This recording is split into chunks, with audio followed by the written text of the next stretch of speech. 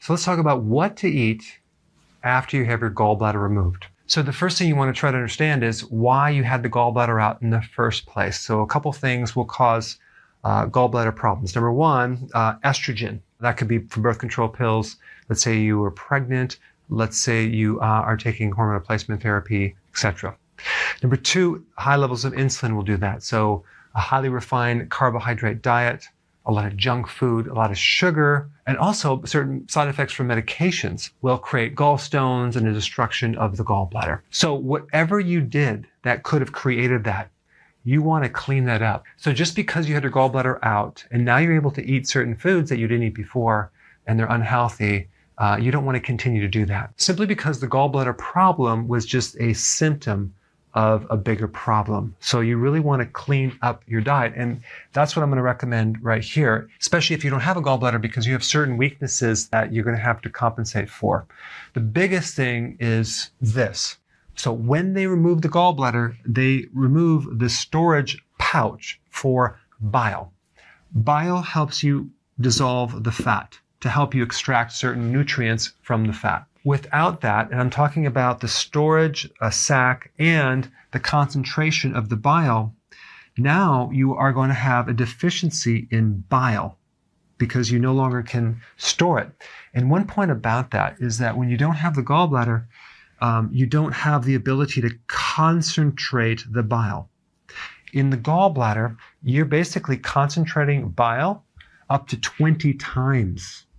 Not 20%, 20x. So that bile is so super concentrated, it doesn't take much to be able to create the full digestive effect that you need. So you don't have this concentration anymore of bile. So you're going to have this diluted bile in smaller amounts. So eventually you end up with deficiencies in vitamin A.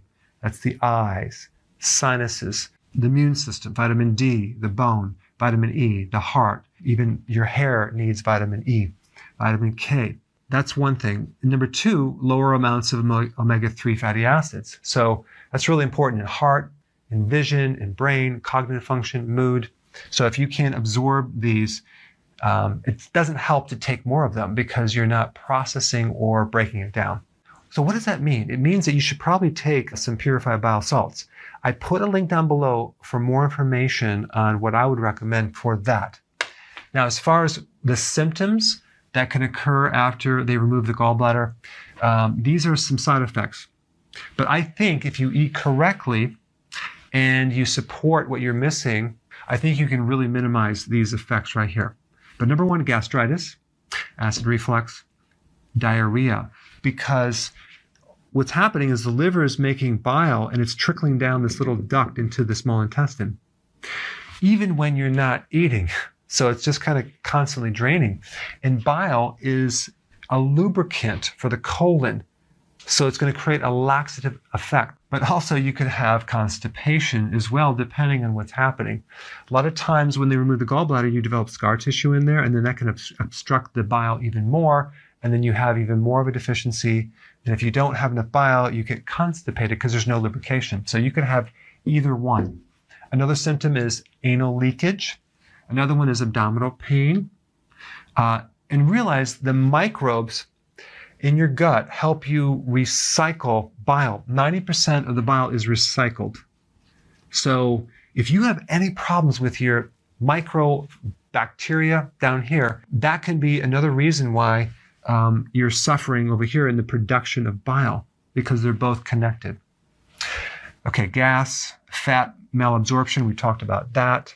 And even stones in the liver, and I'm talking about developing stones in the duct that comes right out of the liver right here. That's a potential because the stones actually are caused by a deficiency in bile. So anyway, that's one possibility right there. All right, what would you eat? Number one, you don't want to do necessarily a low-fat diet. Why? Because it's the fat that triggers the bile release. So the lesser amount of fat that you eat, the lesser bile production.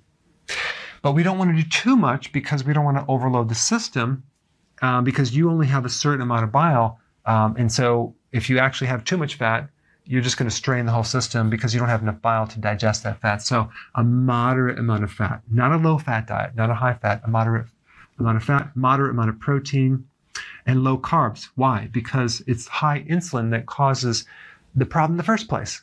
Okay? High insulin will deplete your bile reserve. Higher amounts of vegetables would be very, very beneficial, and the more bitter a vegetable is, the better.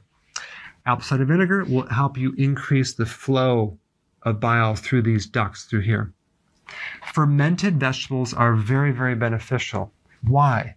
Because they add the prebiotic, which is the fiber that feeds the microbes to actually grow. That way you'll get better recycling with your bile. And it also has a probiotic effect. It has friendly bacteria to give you more bacteria to take the stress off this recycling mechanism right here. So fermented vegetables are really good. Big salads are very, very beneficial. You can even steam some vegetables as well. And the last thing you want to do is make sure you do not stuff yourself. Do not eat so much food that you're constantly bloated all the time. You're probably just going to have to be very aware on what you eat and to make sure you don't overdo it, because that's going to put a big strain on this whole mechanism and shut down the bile even more and create more pain and more problem. All right, thanks for watching. So if you want more knowledge on how to create a healthy body, subscribe now and get daily notifications. Daily notifications, that sounds weird. Well, I'll just remind you on a daily basis. How about that?